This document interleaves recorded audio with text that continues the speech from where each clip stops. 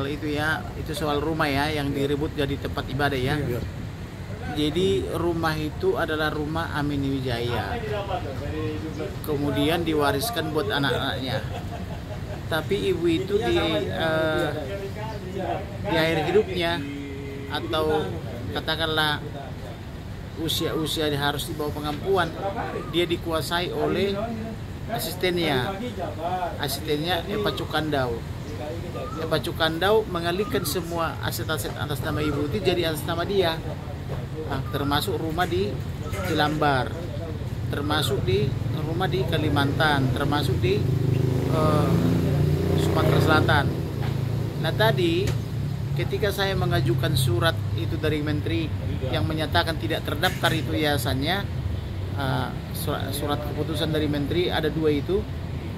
Kemudian ibu Amin Wijaya itu atau Bu Lili itu mengajukan surat itu saya lihat itu surat terima jual beli yang rumah di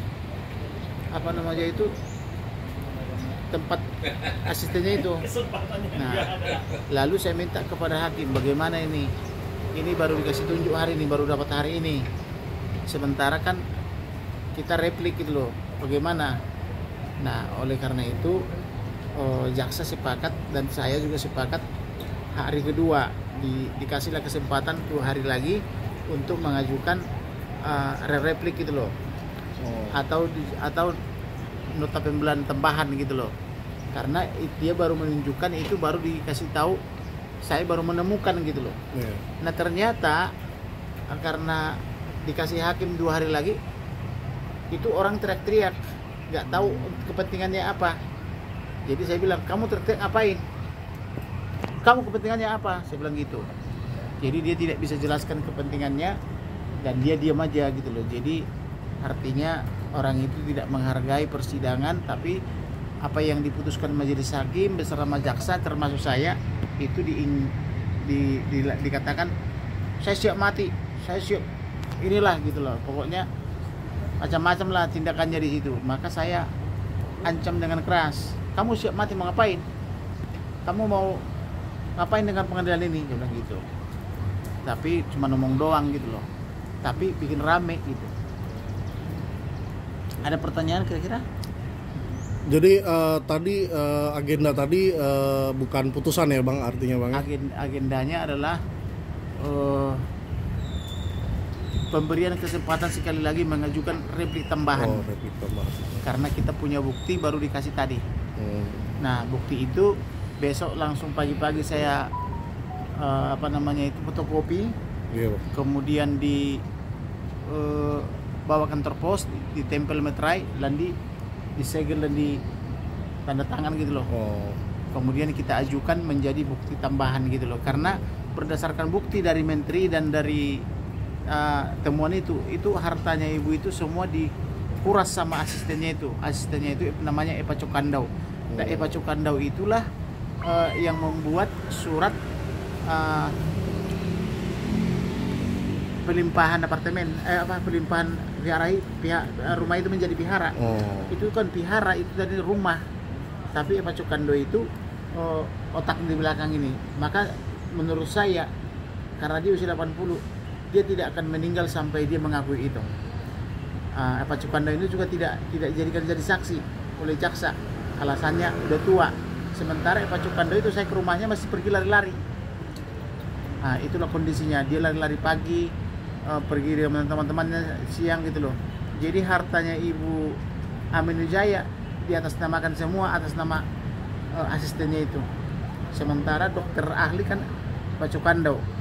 Nah sementara dokter ahli kan ibu Amin Wijaya ya, tapi Epa Cukandau itu cuma asisten gitu loh. Tapi semua rumah itu jadi atas nama Epa Cukandau dibuat di akhir hayatnya gitu. Bang, dengan adanya bukti tambahan tadi majelis menerima? Majelis menerima karena saya bilang ini telak, ini buktinya nih. Terlihat nih Epa Cukandau nih. Bagaimana? Kalau dia jaksa dilihat oleh saya, maka dilihat oleh hakim, oke. Bagaimana kalau besok kali gitu? Besok boleh saya bilang. Tapi jaksa bilang 2 hari lagi nggak apa-apa. Maka 2 hari lagi. Bang, berarti selama ini ada pemalsuan data ya? Jadi palsu data karena mereka memalsu data. Karena mereka memalsu tanggal 20 sementara ibu itu tanggal 19 sampai 25 itu terdakwa kan ditahan. Sementara kata mereka tanggal 20 ibu itu membuat hibah gitu loh. Itu kan tidak masuk akal, sedangkan ibu itu tanggal 19 sampai tanggal 25 dia dirawat di rumah sakit hospital Tangerang gitu loh. Tapi melibatkan ini juga bang, pejabat di bawah tangan juga, artinya kan ini palsu. Enggak, di bawah tangan. Di bawah tangan. Jadi dia bikin akta-akta penanggalan mundur. Dia pikir dengan cara seperti itu selesai. Sementara hibah itu adalah harus notaril. Dia bikinnya di bawah tangan. Makanya tidak terdaftar di camat, tidak terdaftar di kantor wali kota, tidak terdaftar di gubernur, tidak terdaftar di kementerian dan sebagainya. Dan tidak ada kata notarisnya gitu loh. Jadi mereka hanya ngada-ngada gitu loh. Oke bang, pemalsuan data ini bisa dijerat pasal berapa bang dan hukumannya bang? Pemalsuan data itu mereka akan kita laporkan pasal 263 dan 266 sama 264. Jadi ancamannya itu 5 tahun lebih. Bisa malah 9 tahun gitu. Karena ibu ini kan sudah dilihat oleh hakim tidak bersalah dia, maka ibu itu dikabulkan karena saya mohon penangguhan penahanan gitu loh. Rencananya akan agenda selanjutnya kapan bang? Setelah putus ini langsung saya ajukan mereka. Saya ajukan mereka tersangka itu. Jadi tunggu putusan ini baru Iya. bisa dia. Berarti akan ada sidang lanjutan ya bang ya? Kan ada bahwa saya akan memproses itu mereka semua.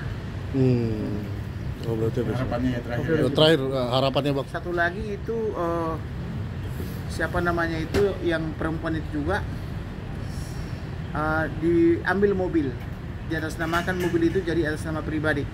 Sedangkan mobil itu kan mobil pribadi buat anak-anaknya harusnya, tetapi diambil sama dia, diatasnamakan, dibilang punya yayasan pihara, tapi dibalik nama di Polda jadi nama pribadi gitu loh. Itu luar biasa itu pemalsuannya. Oke bang, thank you bang. Terima kasih bang.